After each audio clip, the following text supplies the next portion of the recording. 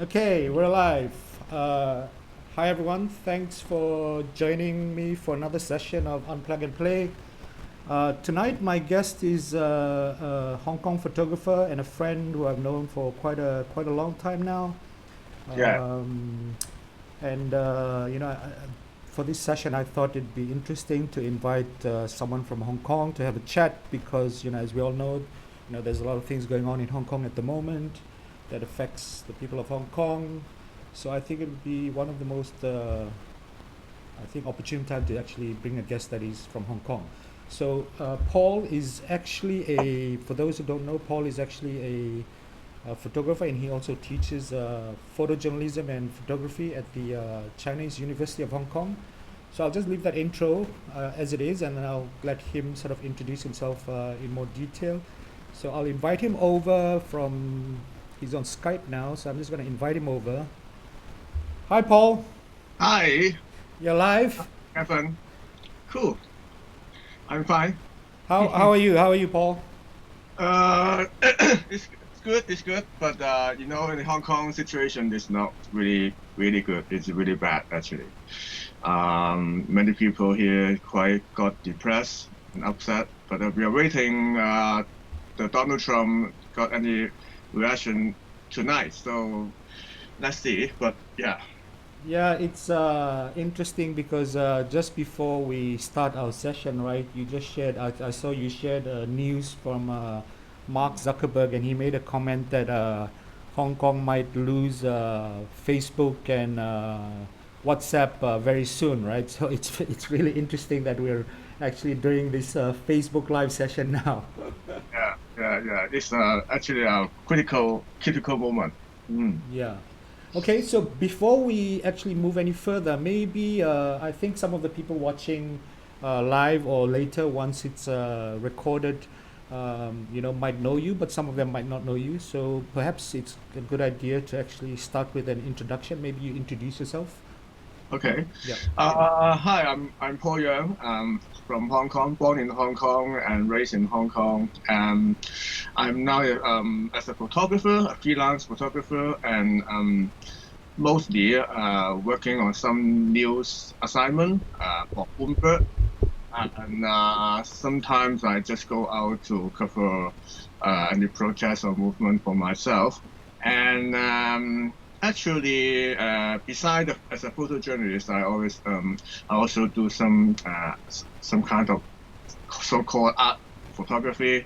Um, just concerned about the social status and some ordinary people. And I published a photo book before in 2016. There's about the police called Yes Madam Sorry Asa.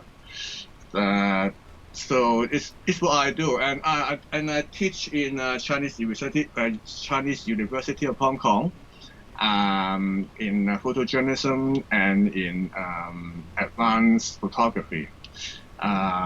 So I have been I have been taught for somehow 12 and 13 years already. So, but it's quite good to communicate with the teenagers, especially in this time. So that's what I do. Yeah. So maybe I start with a question regarding the teaching, right? Okay. Over the years, do you find that there's been an increase? I mean, especially the last few years, there may be an increase in interest in doing these photography and photojournalism. Do you see the number of students increasing, or it's the same, or going down? It's more or less the same actually. Yeah. But because I teach summer course this year, this course is just after the protest last year. Yeah. So I can see they are quite keen on the photography, on how to take picture to document some protest or some movement or some the society somewhere. So every time after the big social movement in Hong Kong, we can see some young people. They are more keen on using the camera to document the society. That's what I see. But for the class number, I think it's more or less the same actually. Yeah, because I was just curious because I thought that, because of obviously from what we see in the news, right, the bulk of the protest movement is actually by the young people and the students, right? So I thought that probably, translated to increased interest in, these sort of visual education, to be able to, document, and all that. Yeah. And I think actually because the camera is so popular now, and you can see during the protest, there's so many student reporters, so many young reporters, maybe independently they go for themselves to go up to take pictures. I think it's a trend, and they don't need to have to take a course of photojournalism. They just go out and take pictures. Yeah. I think this is office. There's office. Is they go out, and the number is large number of them. But do you think this is what are your thoughts on this? The fact that there's so many people now going out with a camera, and maybe documenting without maybe specific training or. Yeah. I think it's actually quite a topic during last few weeks because we got 13 years old, very young reporters got detained by the police, and the police asked him some questions, and there's some discussion about whether some so young reporters should they go out to cover like this kind of violent protest. But I think for me, if they got some proper training and they know what they are doing, and they try to keep them safe, I think it's all right for me. It's all right because now citizen journalism, everyone can do recording.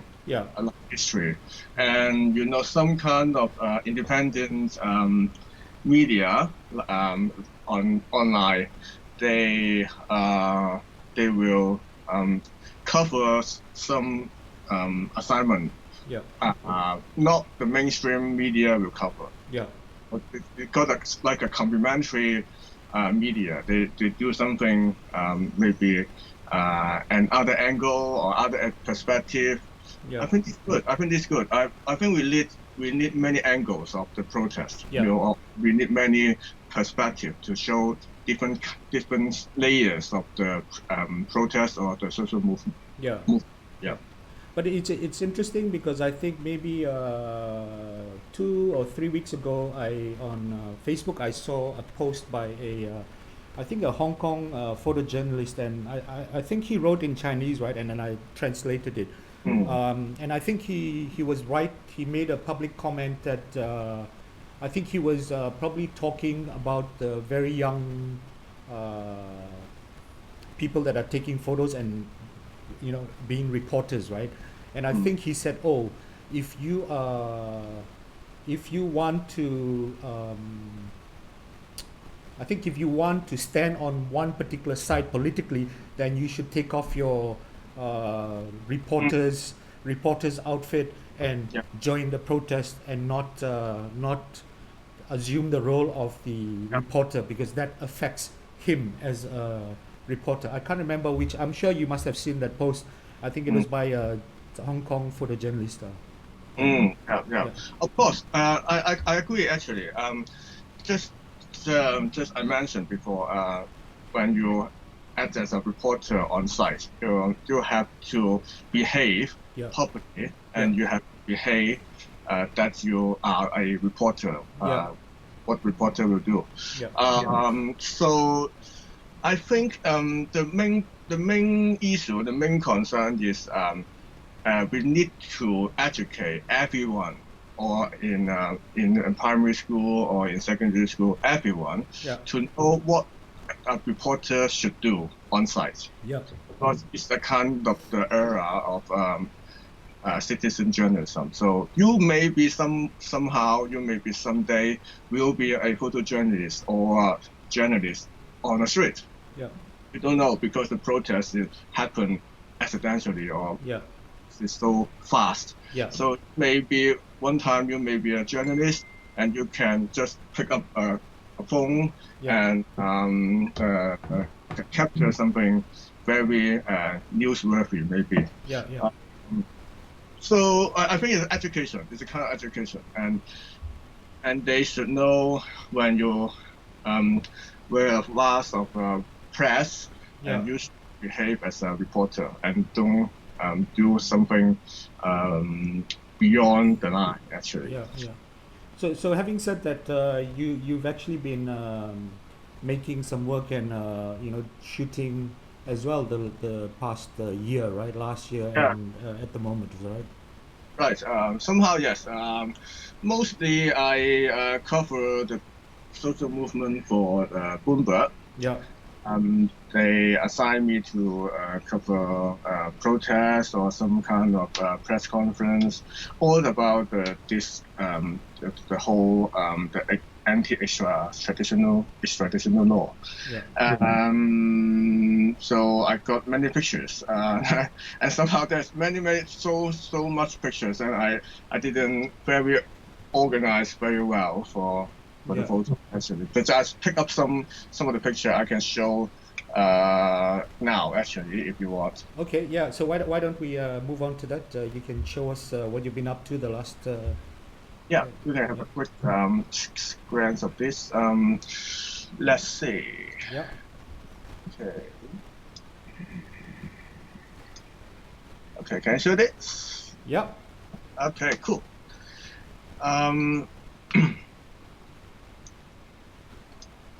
Yeah. This is a protest, a march of Hong Kong lawyers. They wear the badge and keep silence and march on the street. It's very early. It's about 6th June, 6th of June. Last year, going in. Yeah. June, June. Yeah. Last year. And it should be the first 1 million people protest on.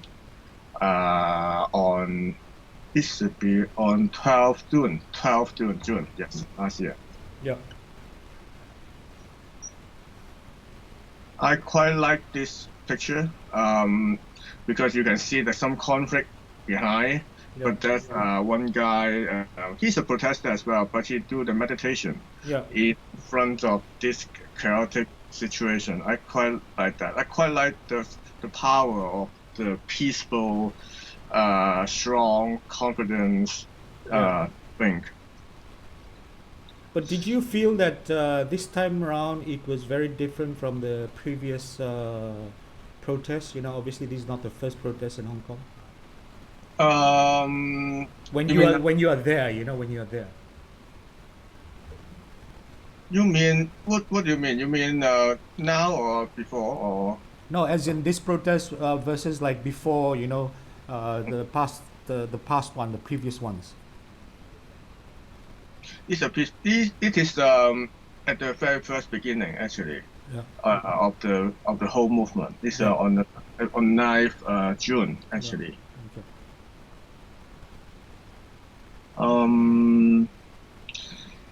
It's in the morning session because one of the protesters tried to commit suicide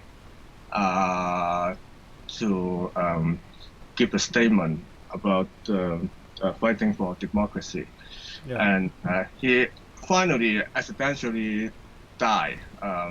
So many people come to that site for the mourning for him. How did he die? Falling from the shopping mall. Okay. Yep.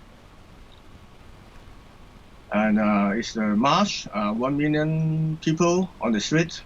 It's the first time. And it is another rally.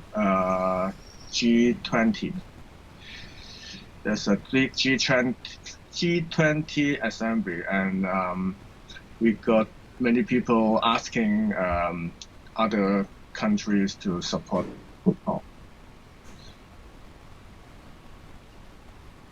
We got many march, many protests, and the Chinese written this year is step down Carrie Lam. Okay. In the Legislative Council. Yeah. It's on 1st of July. The protester break into the Legislative Council and occupy the meeting chamber. Yeah. So that's what remain in the chamber. Yeah.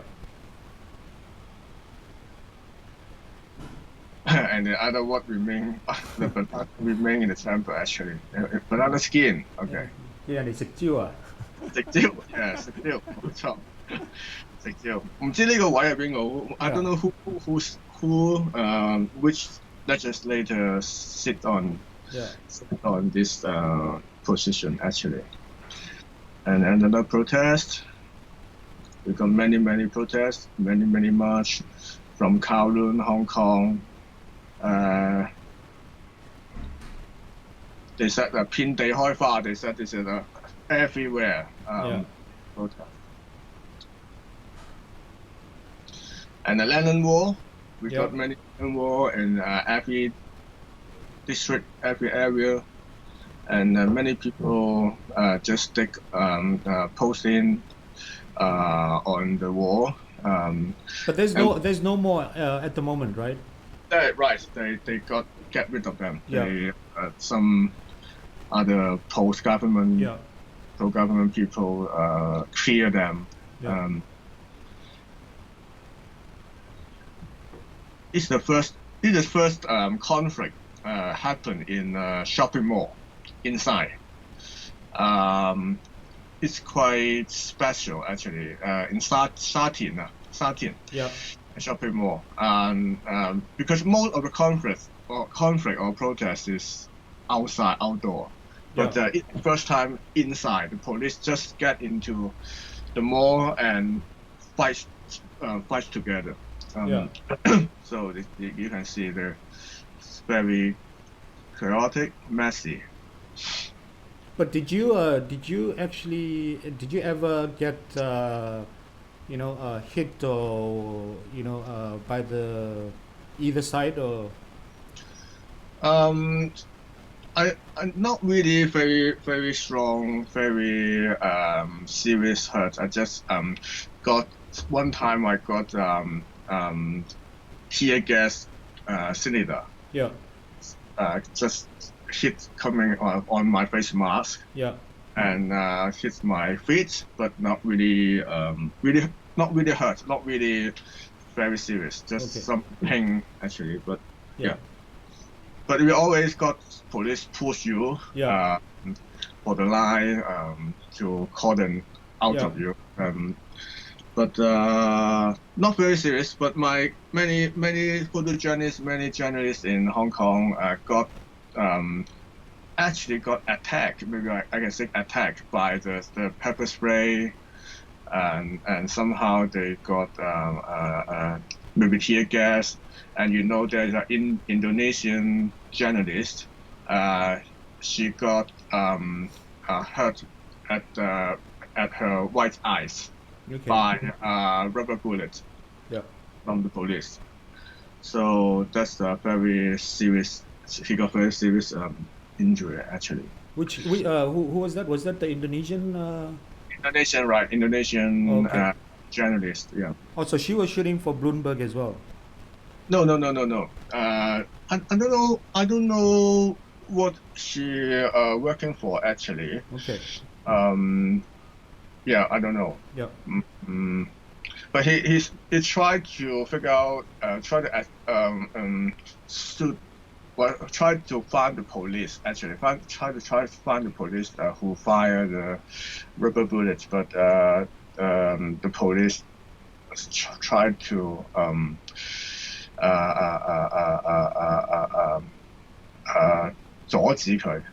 Stop her. It's at the liaison office, Chinese liaison office in Hong Kong. Yeah. It's on the this should be on the 21st of July. Yeah. But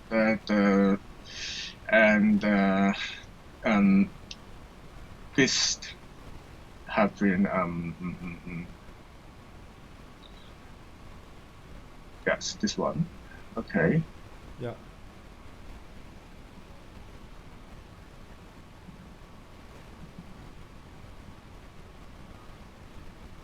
So were you going out like basically when there was a big sort of protest, you just went, or were you specific ones you were going to, or? Sometimes yes, and sometimes no, because they are very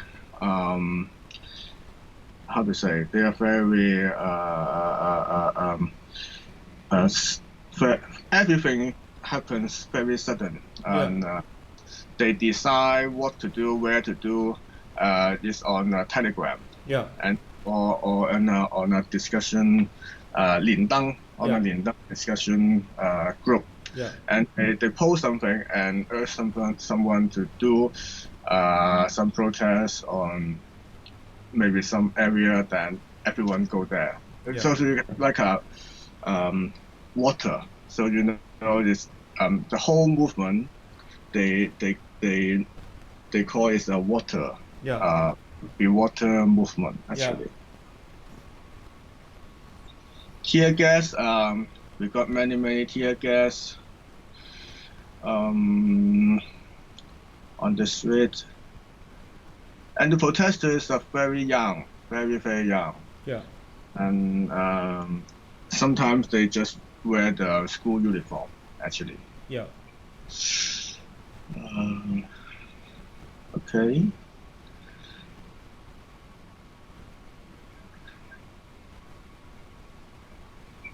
They use a laser gun to do like a protest on the Space Museum. Yeah. This is a pro-China legislator.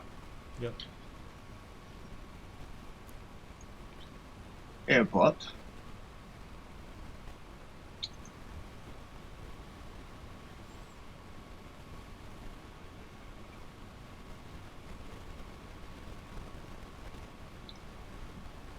So when you are there taking these pictures, maybe we can talk while you play with the images.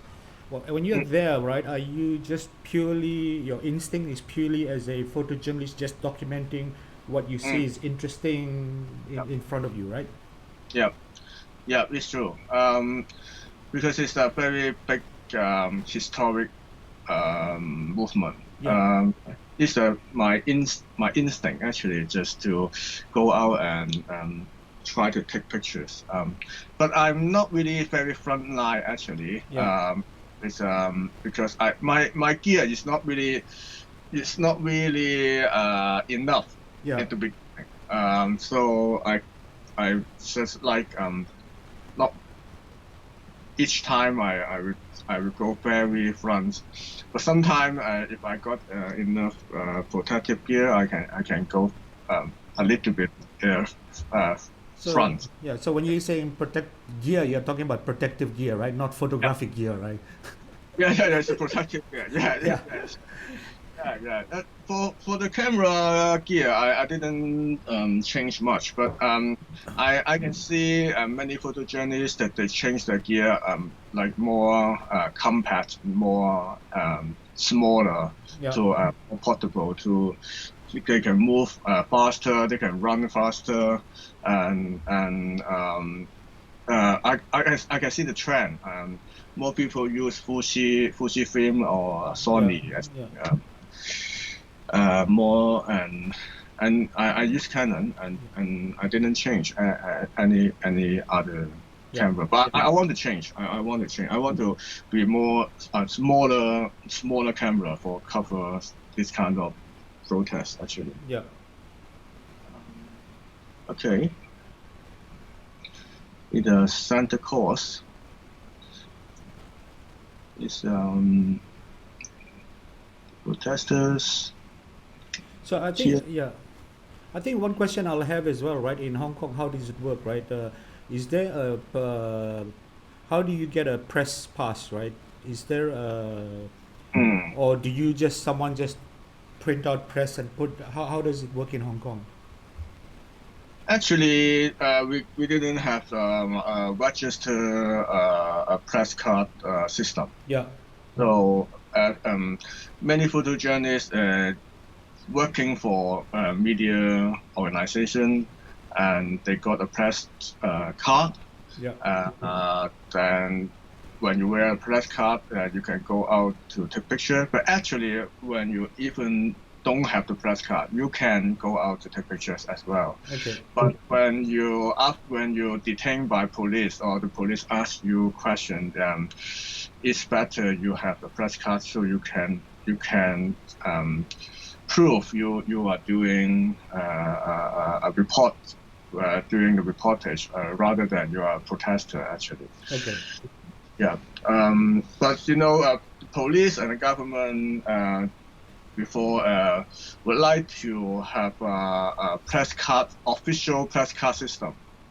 They propose some kind of the government issue a press card to anyone he think he's a press or he's a photojournalist, and we are really objective to this kind of system because it's a kind of censor someone or some media they didn't like actually. Yeah.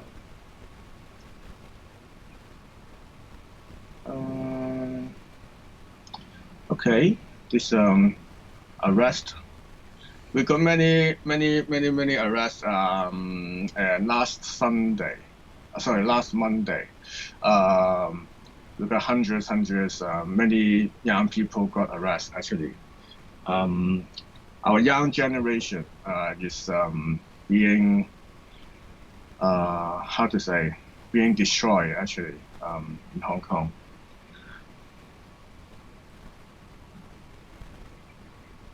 Airport. Destroy the MTR station. We got a human chain.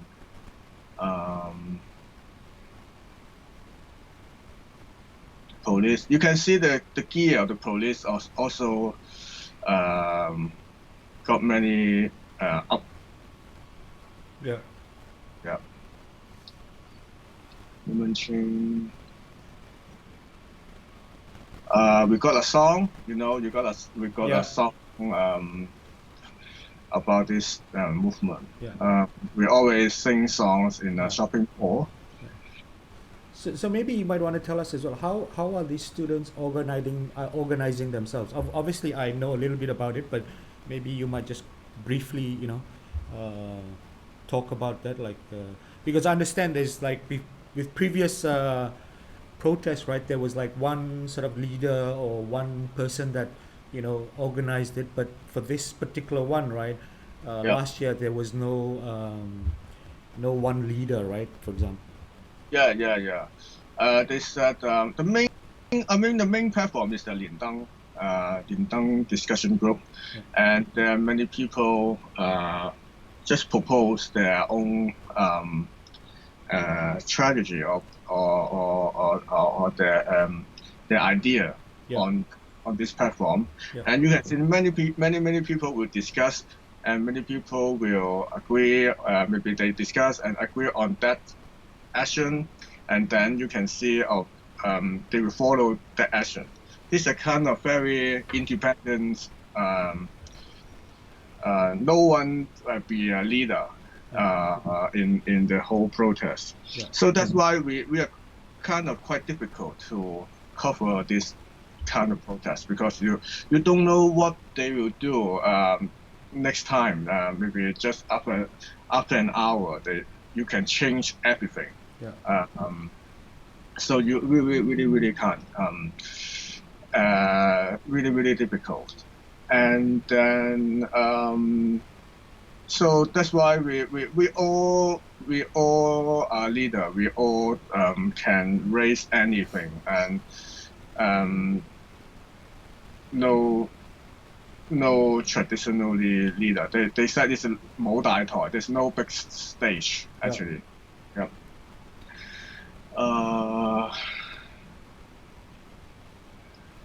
Okay.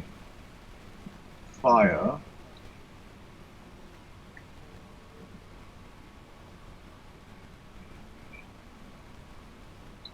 It's the photos that I got some police to stop me to recording.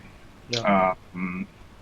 They just say you violate the privacy of the people and of the police, and they stop me and they ask me to give an ID card to them and jot down the name and asking many questions. They can do what they want. Actually, they are very sometimes they're quite impolite and aggressive.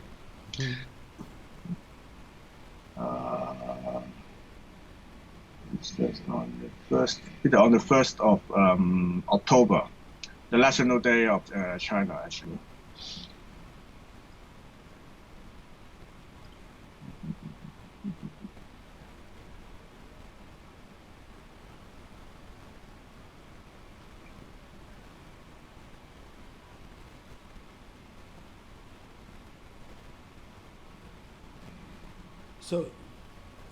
So you know, this whole thing, especially last year, it was being very reported everywhere, right? Even here in Singapore, right? And then in Singapore, I read some comments that that say, oh, this Hong Kong children or students are destroying their own future by doing this, right? Well, how do you reply to that? I mean, these are just some comments that I read, right? It's not. Yeah. Right, I understand. They destroy their future because they are fighting for their future, actually. Yeah. Who destroy their future? Not by their own, actually. I think it's the government destroy their future. Because the government didn't listen to the people, and we all we got the maximum protest that we got 2 million people on street, and but the Carrie Lam, the government didn't listen to any advice or any our voice. Then we got angry, and I think it's quite reasonable. We got angry, and some young people, they got angry and they do something more aggressive. I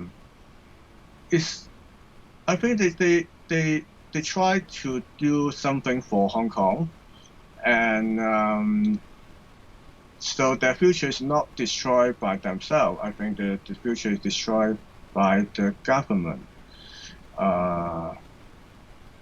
That's what I want to respond, actually. Okay. Yeah. We got very upset when we know many people, many young people got arrested, actually, and they are so pure, and they just feel like me. I feel very how to say 無力感 because we don't know what to do. We don't know. 無力感 is like helpless, right? Helpless, yes. Yeah. We're helpless. Okay. We don't know what to do. We don't know what to do to make government listen to us or change their policy or anything. So we start a very peaceful protest or peaceful march, but end with the violence or end with this kind of this chaotic situation. The whole thing is created by the government, I think.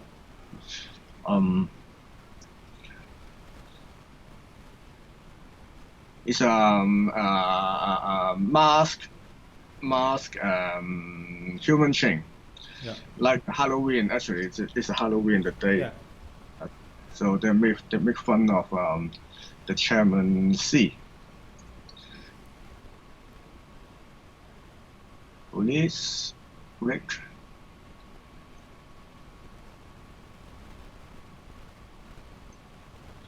It is a day about the Paul Yeung. You know the Paul Yeung. There are many people, many students got being trapped in the campus. Yeah. And some students would like to escape from the police from the university. Yeah.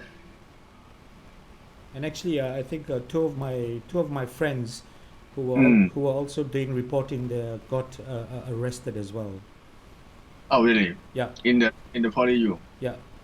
They were leaving, and then I think they got arrested. Yep. Yeah. Yep.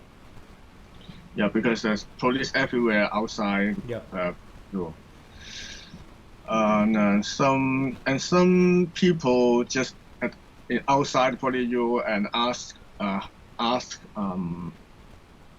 the police that don't shoot the student. We are very fear that the June 4th massacre will happen again.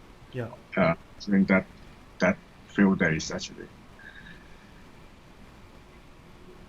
Is the one the pro-China legislators. Is the landscape.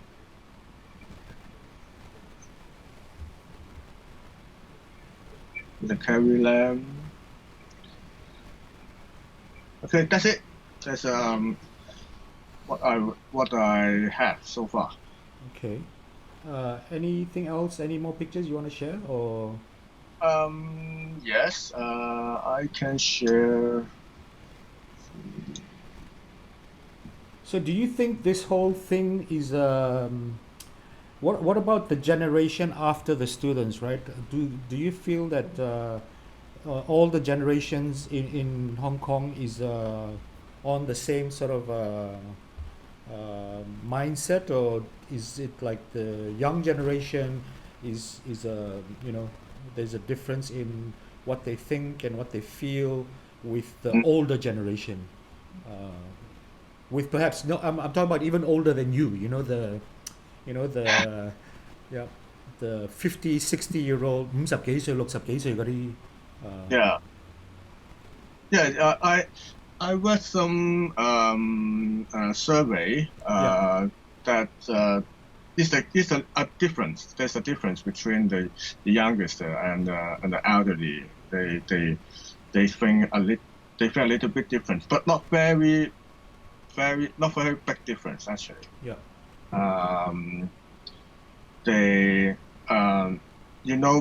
Because we got so many people on street, and the protester is all around. They come from many different background.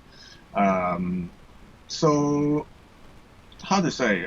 I think that the critical point is on the 21st of July, because there's some gang hit people in Yunnan. Do you know the Yunnan? Yeah. Yunnan? Yeah. That's the critical point, because the police sounds they didn't do anything. Yeah. On that gang, and it's like it break many people's how to say, many people, they originally support government, but on that day they changed their mind. Yeah. They think police, and why the police didn't do anything, why the police support the gang to attack ordinary people. That's what they think, and this is a critical point. Yeah. And actually, many protests now is about the police violence and the police brutality. Yeah. And you can see when there's some peaceful protest, even now, there are many riot police around, and they stop at church and they fire tear gas, fire rubber bullets, pepper ball. That many, I don't know. There's many police abuse in Hong Kong, and that is many Hong Kong people very upset and very angry on this. Yeah. Okay, I think Carol just asked the question: how are Singapore audiences responding to the news and images on the anti-extradition movement, or what's been happening in Hong Kong? Yeah, I would like to know. I would like to know. Well, I can't say I speak for everybody, I don't know if my answer is 100% correct, but just from my sort of observation, obviously I know a lot of my friends are, more on the liberal side and on the arts and culture and artists.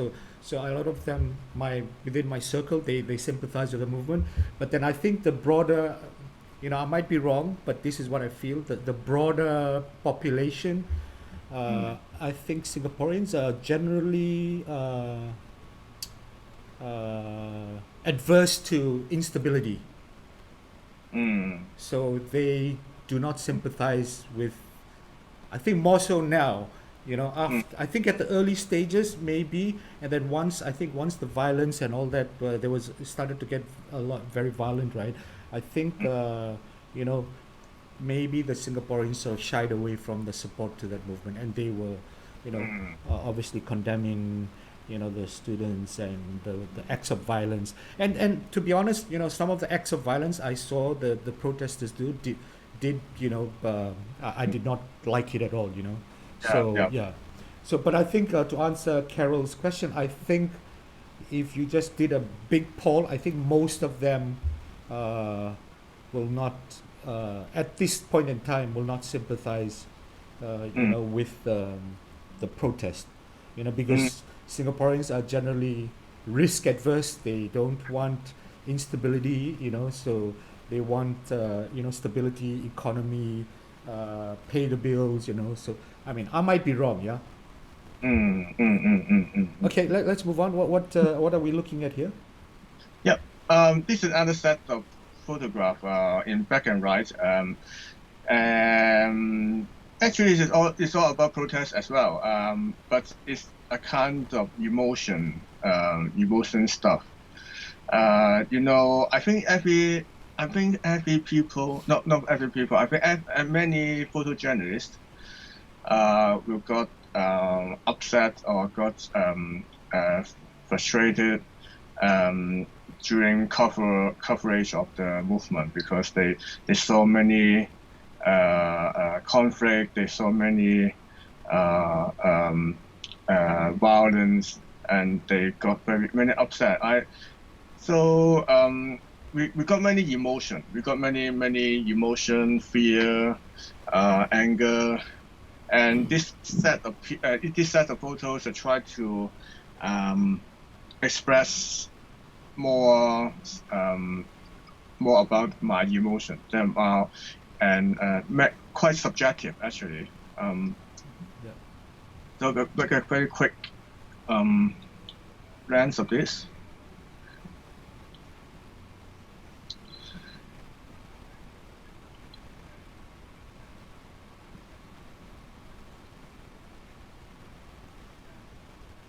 I think it's quite different from the in style or in the subject matter. It's quite different with a news assignment or news photo. Maybe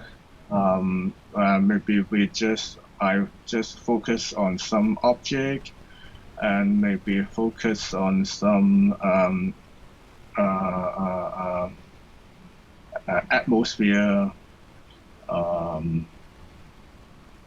So these were made whilst you were shooting the news images? Yes. Somehow I picked some outtake somehow when I didn't do news assignment for Bloomberg, I go out for myself. I can take what I want, and I just feel the atmosphere and feel what I feel, and try to capture my own feeling on that situation. Yeah.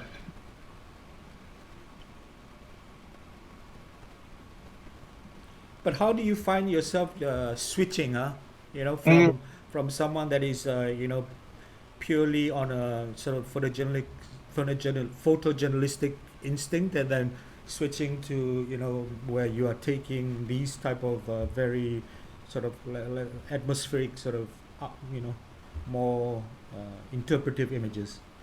Yeah, it's quite difficult, especially in some conflict. When we in the situation of conflict, we can't think or we can't feel anything. We have to have a distance to do something like this. So when I cover the conflict during the assignment, I can't even think, I can't even feel actually. I just should capture the moment, avoid the tear gas, or find a good position. There's many action you should deal on site to keep you can do it safely, or you can do it properly. So that's why when you got this set of black and white photos, many of them are not in the conflict actually, and they just maybe some aftermath, maybe some more peaceful protest. So that I can keep more calm, or I can feel more. I can think about this, so I can take picture like this. Yeah. Okay, that's it. So what do you want to see? Okay. Yeah, I saw this. I like this. Yeah. This one is an ongoing project. Not really a project, but I think it's quite actually emotion. They're also an emotional expression to express my feeling, my thinking. It's grow some grass on picture. Okay. During the pandemic, you can't go out. You just stay at home. Yeah. And I think it's a very good time. For a very good time, we got a rest. We got a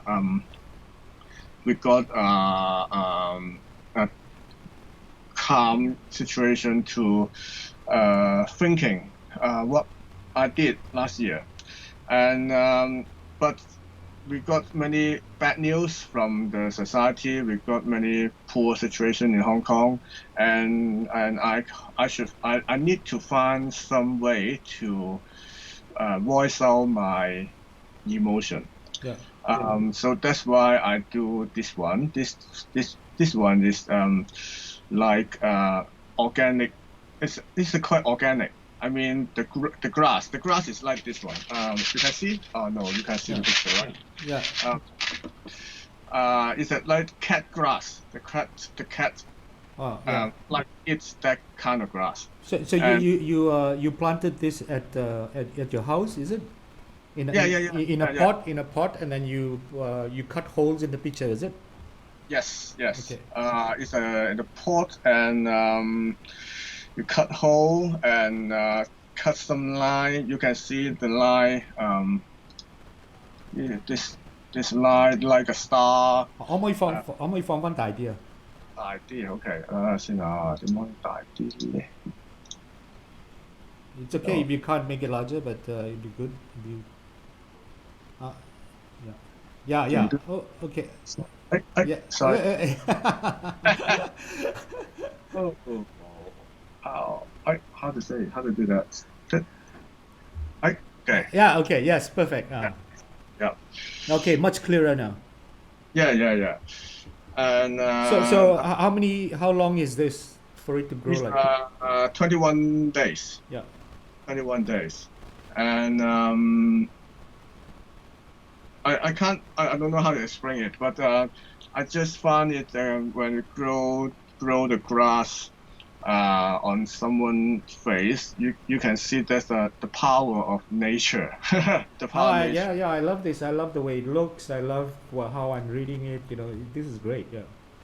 Yeah, and someone like her is a very important people in history. He must be. But somehow, someday, she will die, and she never win over the nature. The nature must win. Our Yeah. environment must win. Yeah. So that's what I think during the process. Yeah, that's it. And I do. So we got one question Yeah. from Lily Chung. I think you met Lily, right, when you came to Singapore? Oh, hi. Yeah. So her question is, hi Paul, are the Hong Kong protesters students now worried about the China's security law applying to Hong Kong situation? And this feeling of helplessness and confusion, does it show up in your calm photos? I'm not sure. I didn't talk to a student recently Yeah. about the national security law. So I can't answer what they feel, but I think generally they think I think they expect to happen. Yeah. They expect to happen, and because they got the main objective called 攬炒. That Lam just Chao Mei here. What is 攬炒. So if you burn, you burn. If we burn, you burn with us. Okay. Like this. Yeah. So we got to die together, or we Okay. got to burn together. Yeah. The 攬炒. Okay. And 攬炒. So that means the national security law is a kind of 攬炒 in our view. That means they want to tighten the freedom of the Hong Kong, but actually they will got some kind of a strong reaction from US or maybe from the international opposition. And so we can see this kind of many people like they think it's a 攬炒嘅成果, the effect of 攬炒 actually. Yeah. So you're doing the same sort of technique with different pictures, is it? Yeah. I'm trying to. Yeah. We can finding some landscape or portrait, but it's ongoing. It's just a few pictures I've done actually. It's what I do, and another one is about my photo book. Yeah.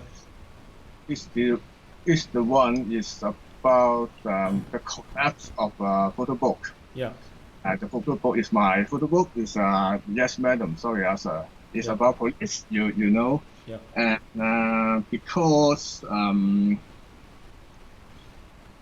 you know the brutality of police make me very upset, and my photo book is very gentle. Yeah. I think that a kind of gentle towards the police. So it's like an end of a time. It's like a history that it's never go back. And the photo book and the police in the photo book is a past. which we can't see the police like before. Yeah.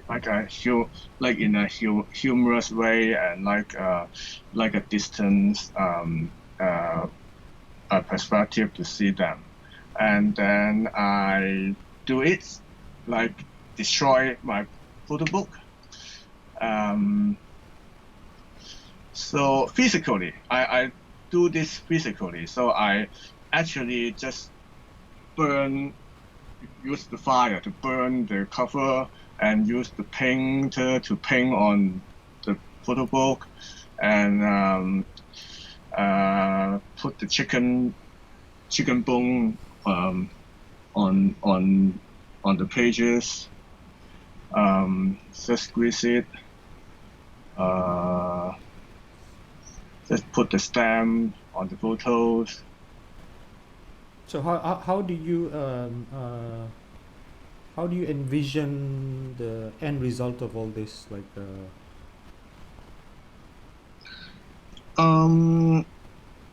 if I can do enough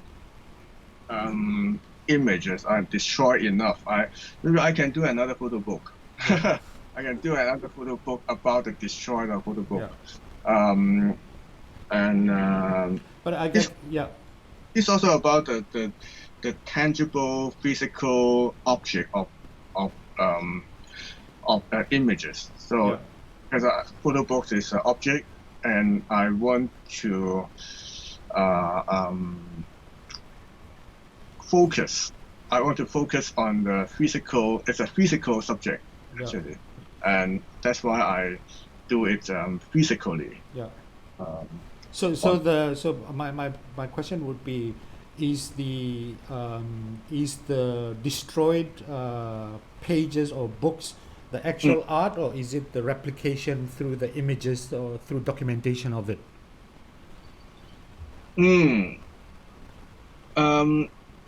I would like to just a documentation of them. Yeah. I would like to have the final work, the final piece is just a documentation of the object that I have destroyed. Yeah. Not really the object actually. I just don't want to hold an exhibition to show that subject, that object destroy in an exhibition or installation. Not really. I want to do, if I finally can do, I want to do a photo book like this. Yeah. As a final product. Yeah. Okay. So that's it. Well, with the recent development, and also to Lily's question, right? The security law and all that, right? So how do you feel about that, and with regards to, it affecting what you can do as as a photographer, as an artist? I don't know. Because I think the recent case as well, last week or the week before that, right? One media house or station or website, I can't remember, did a piece of satire, right? And then I think the police, is it the police, told them to retract it, right? Sorry, I didn't get it.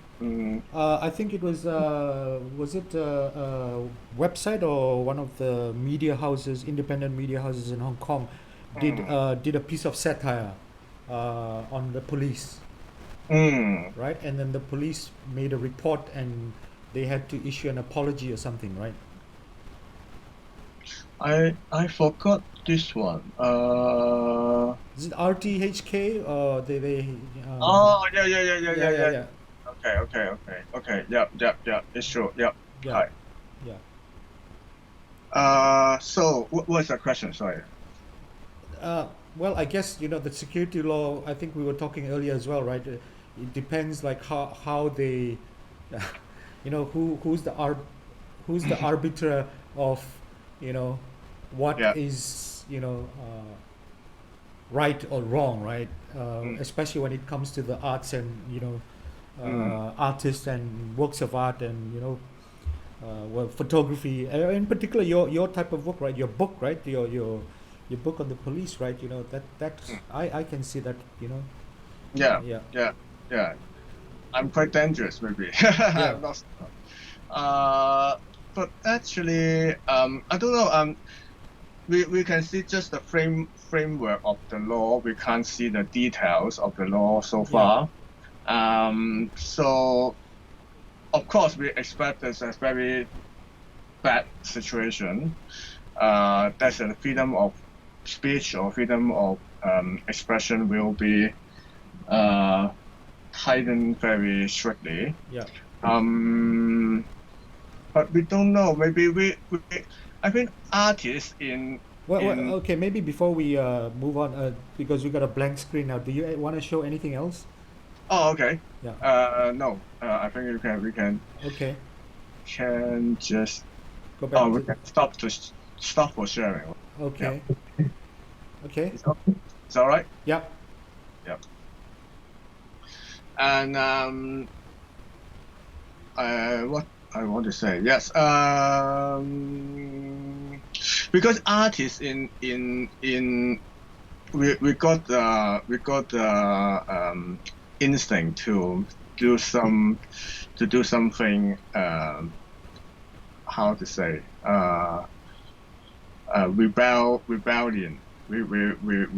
We always do something different, or we do something against the power or against the mainstream, or we always test the bottom line. Actually, Yeah.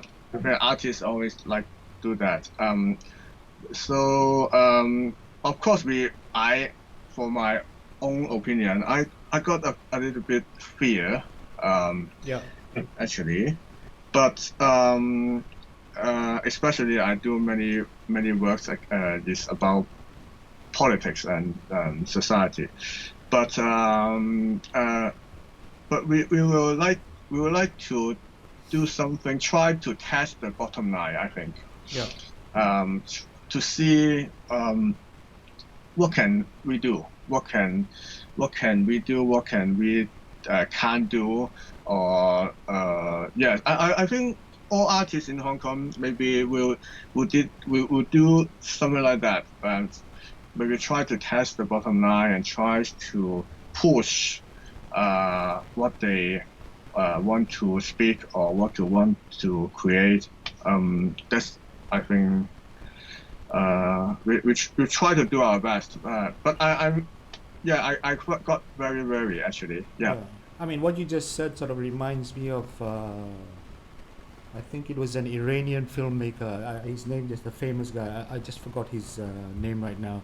And I think that was kind of, in one interview, that was kind of what he said, that, you know, because the interviewer was asking him why he never left Iran to make films, and why does he, you know, prefer to stay? Why did he stay and make films in Iran? And then basically, I think, I can't remember fully, but he said, oh, my roots, you know, I'm a tree and my roots are in the ground here. So I can't uproot and go and plant my roots somewhere else. The tree would be different. And I think he said that it's, for him, it was more important to, I think similar words, you know, to test the limits of what you can do or can't do within, you know, the restrictions that you have, you know. So I mean, it just, whatever you just said just reminded me of that, what he mentioned. So which also, you know, kind of brings me to another point. When I was in Hong Kong the last time, right, the Hong Kong, you know, Photo Festival was doing a huge exhibition on Provoke, right? Oh yeah, right. You know, so, you know, I that could lead us to this question. You know, obviously the Provoke era, you know, in Japan, you know, was also sparked by a certain, you know, social unrest and social sort of discontent, especially against something that they feel is foreign, Yeah. coming into the country and changing society or whatever, right? So do you think that Hong Kong, especially within the context of photography and art, you know, there's some similarities there, and would, if we were to look at the bright side of things, would Hong Kong have its provoke, It's a good question. I think we can do a comparison later on. After the whole thing passed, the whole movement, maybe we can do some kind of this kind of comparison with the Paul Book in Japan. But in this photography festival, we got many satellite exhibition from many young artists and young photographers, and they did many works is about protest, about the social movement, about the status of Hong Kong, and that is quite interesting. That you can feel a kind of sadness and upset from them, but not really like aggressive, like Paul Book, something very aggressive, very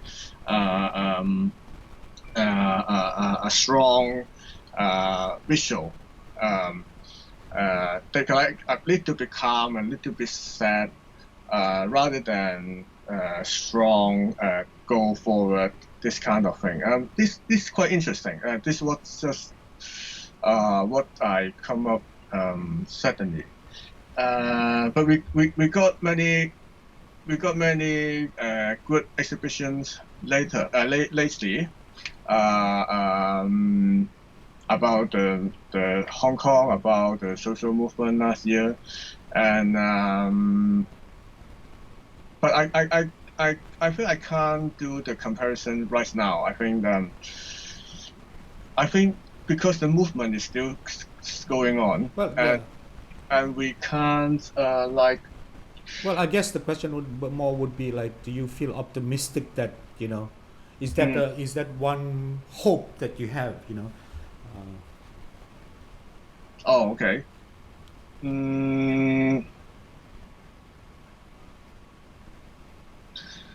I hope so.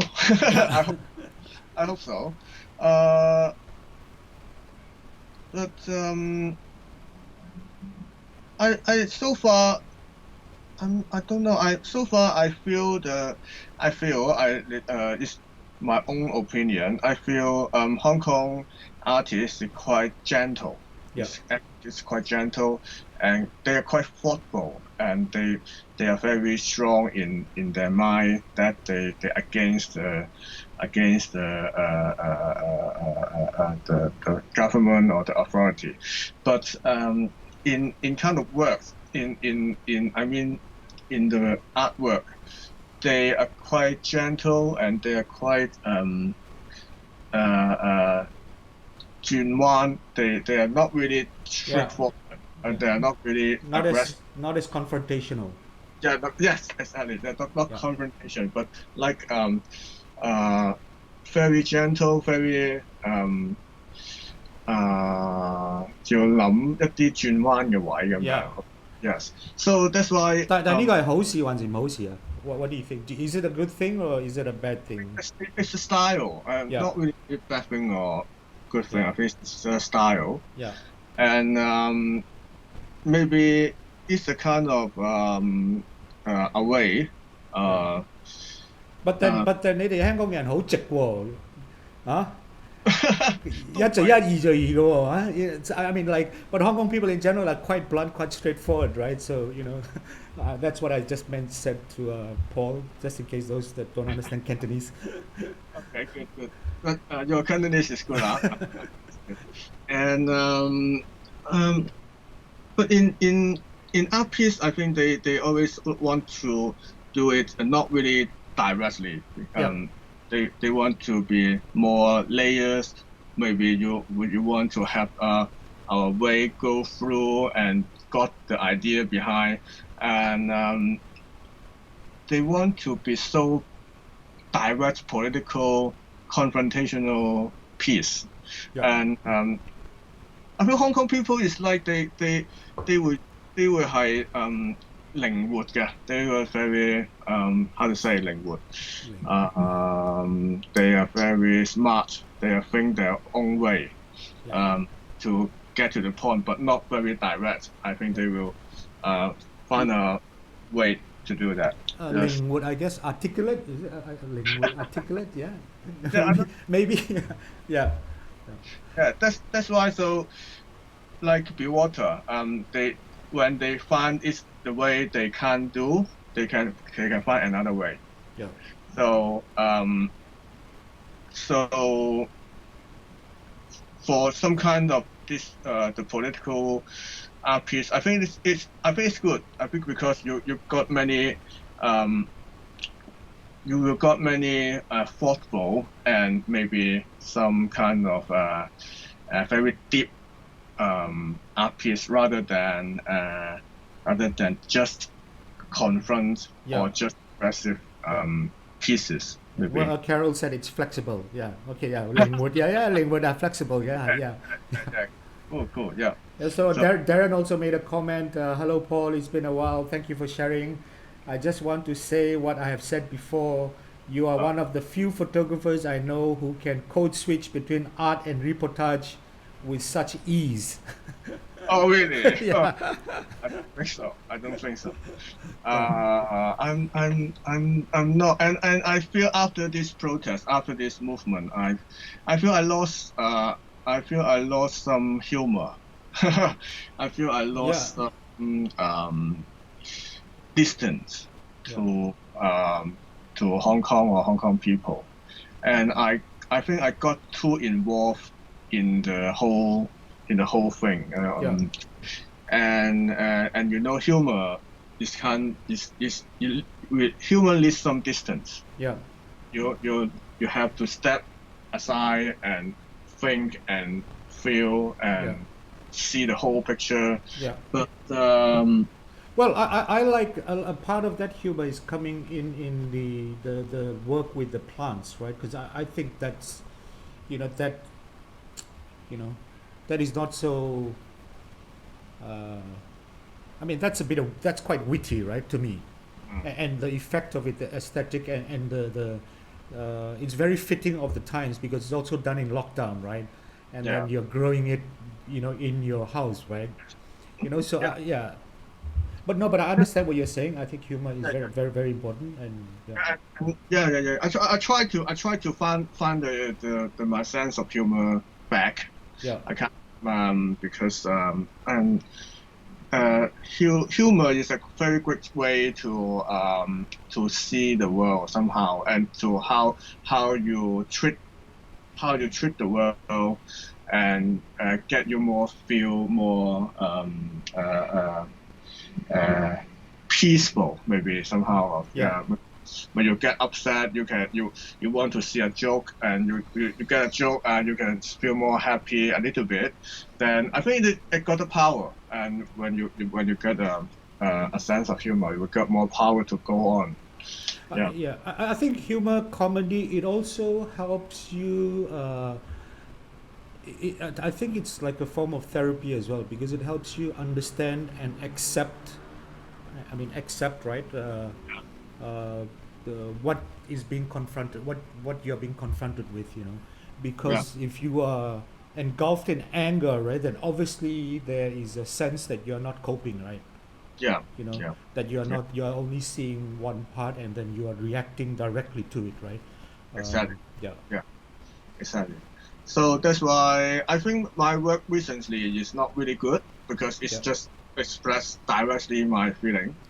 Which at the moment I kind of feel like a lot of the things that I'm seeing at the moment from Hong Kong is a lot of I might be wrong, right, because I haven't seen everything, right, but I feel from what I see being done in Hong Kong, a lot of it is very reactive now, which I understand, because actually it's a very reactive situation now, right, but it feels like that is very much a lot of the things that I'm seeing now.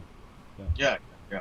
It's true, and And I really, I don't know, I don't, how to say, I don't object to it. Yeah. I think that good. I think it's good because many, just I have mentioned before, many people need to express their own feeling Yeah. because they got upset, they got depressed, they got anger. That emotion is inside, and you have to express. So this reaction is quite normal, and I think this is a good thing for art Yeah. to like a art therapy, something like that. Yeah. You have to express your own self by some art pieces, Yeah. and then we can connect together. We can work together as art activity or art piece. Then if we can do this, Yeah. I think it's good. It's just like even though it's reactive or very very just emotional expression, but I think it's also a good thing. Yeah. Yeah. So I understand that you had a roundtable discussion with some other photographers the other day for the Hong Kong Photo Festival, which surprisingly is going on, right? The Hong Kong Photo Festival is going on, especially with the current situation with the security laws and China, and then the protests, and then the COVID infection, right? And here we have a photo festival that is still going. So I find it very fascinating that, Yeah. But you had a roundtable discussion with a few photographers, right? Yeah. Is there any anything insightful that was shared that you might want to talk about, or? Actually, we're just sharing some experience and in the covering the protest because a few of them is photojournalists, and we got one visual artist also to discuss the there's a quite interesting topic like what's the value of photography Yeah. in the protest. Yeah. It's quite interesting because photography in this protest, like they kind of like weapon Yeah. by the government because they can record the face of the protester, and then they will got arrest maybe, and then but another side the photography can be a protective gear. Why? Because some people they arrest by the police, they want to be photographed on site because we don't know. We always fear don't know the protester the arrested protester what they will being treated by police. So they want to capture the face of the arrested protester and then make sure we know these people is arrested, and then we can follow up what's here going on in the police station or afterwards.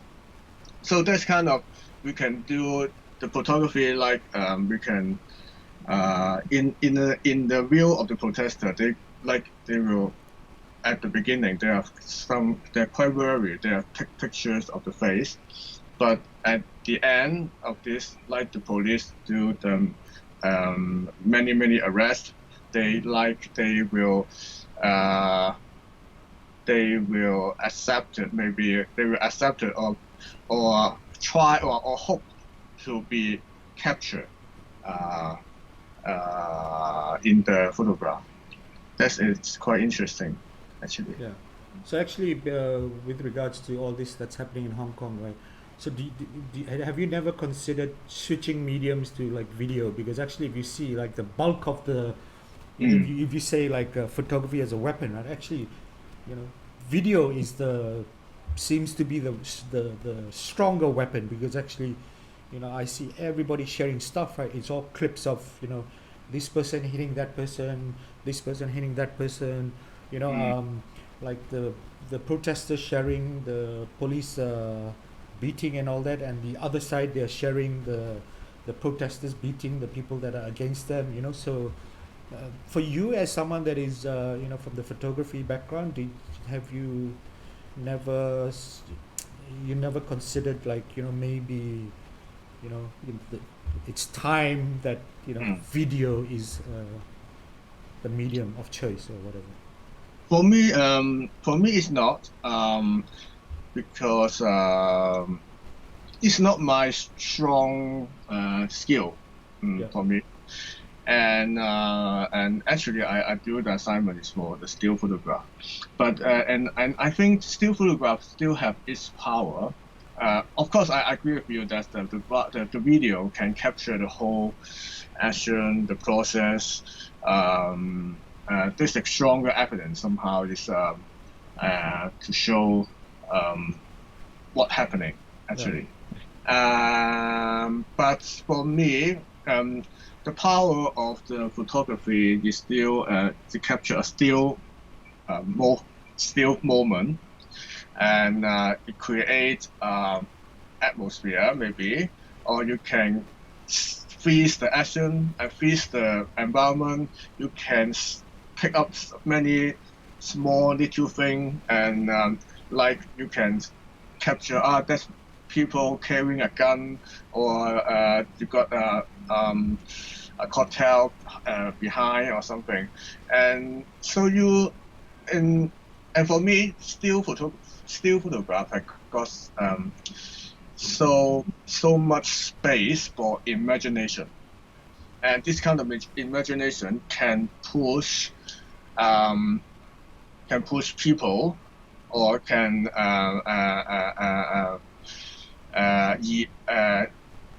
how to say, to persuade people, or move the people. Sorry, move the people to do other action maybe. Yeah. I think the power of photography is still have their own strong character. Yeah. That's what and many poster, or many propaganda, or even from protester, they to promote their ideas. They use the photography. They use photograph to do their own poster or website, and that's quite successful actually, I think.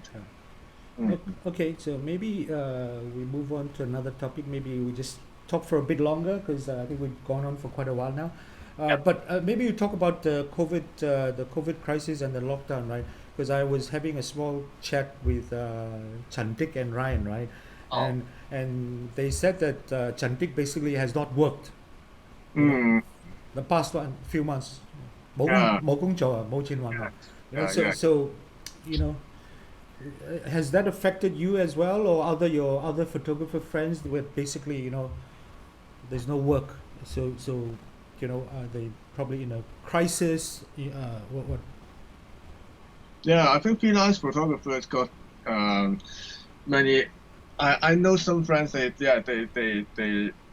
didn't have jobs for a few months, and like some event photographer, like sports photographer, like commercial photographers, they don't have jobs. And me too. Actually, I will normally I will have some events to shoot, like commercial event, but 99% because they have no event at all.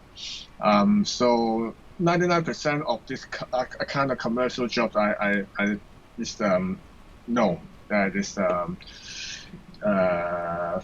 didn't happen. But luckily for me, just because I got some work from Bloomberg. The Bloomberg is for news assignment, so that's why I need to take some picture for COVID-19 on street, people wearing masks, some press conference that just keep going on. And then for me, and I also teach in school, so we got some basic salary, and so for me it's not really, really very bad situation. So that's why I say I'm lucky actually. Yeah. But for many freelance photographers, and they are really poor in this situation actually. So how are they like? How are they coping? Are they having to find like second jobs now, or what? How are they handling it? I know someone will find some part-time job. Someone using their own saving, because they just no job at all, and yeah, that's it. I'm not sure, but I think they always think about this just happen in a few months, Yeah. and then and I feel the situation is better. We got some jobs going back actually. Okay. So I think it will get better in Hong Kong. Yeah. Mm. So I guess maybe I have one last question, right? So I know Ducky 過咗去台灣 Yeah, yeah. So Ducky has gone, another photographer, Hong Kong photographer, well-known photographer. Ducky has gone to Taiwan. He's left and he's set up over there. So so my question, and I think the Taiwan side said they would welcome the Hong Kong. So is that something that you would consider, that you would just pack your bags and go to Taiwan, or is that, even in your, Yeah. frame of mind? And I can't imagine to be in your shoe, right, faced with whatever it is you're being faced with at the moment in terms of where your society is going and the big questions, right? So is that something that is, especially with you, and you have your wife, so Mm. For me, I will. Sometimes I will think about, let's move to other countries maybe, because the situation of Hong Kong. But it's quite difficult for me personally, because I think you have to find a job, you have to establish your career from zero in a unknown country. That's for me, that's quite difficult, because I'm not a really social, really aggressive people. And Taiwan is not my. If I do it, if I want to move to other countries, I think Taiwan is not my first priority. oh, is it? Singapore. Oh really? Yeah, let me think about this. Because Taiwan is too close to China. Okay. And somehow I think Taiwan is also got some danger. Yeah. Got some threats from China as well. Yeah. You can't tell. Someday maybe there's a war between the China, Taiwan, US in this area. Yeah. So I'm not really. For me, if I want to move the country, I have to think about this. This is quite a safe country. Far away. Far away, more far away from China, or Chinese people. I don't know, but yeah, I know, but I quite like London actually, because I study a master there, and I quite like there as a whole atmosphere. And I quite like the whole city is there's many green, many park, and you can see many cultural things. You can see theater, you can see exhibition, and also you can go to the park, just relax and sleep for an afternoon. I quite like that. I quite like the lifestyle there, but I'm not sure. If the situation got worse in Hong Kong, maybe I would consider it. Yeah. I don't know. I can't make sure. Yeah. Okay. All right, great. Thank you so much, Paul.